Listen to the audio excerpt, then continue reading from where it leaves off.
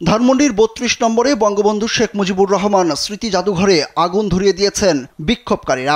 সোমবার বিকেল ৪:৩০টার দিকে সেখানে দাউ দাউ করে আগুন জ্বলতে দেখা যায়। এ সময় বিক্ষোভকারীরা নানা স্লোগান দিতে থাকেন। শুধু তাই নয়, ধানমন্ডি ৩-এর এতে আওয়ামী লীগের সভাপতি শেখ হাসিনার কার্যালয়েও আগুন দিয়েছেন আন্দোলনকারীরা।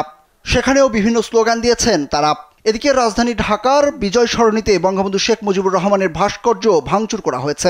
সোমবার বিকেল ৩:৩০টার দিকে একদল মানুষকে বঙ্গবন্ধুর ভাস্কর্যকে হাতুড়ি দিয়ে ভাঙার চেষ্টা করতে দেখা গেছে। এর আগে শেখ হাসিনার দেশ ছাড়ার খবর ছড়িয়ে পড়ার পরপর লাখো মানুষ রাস্তায় নেমে আসে।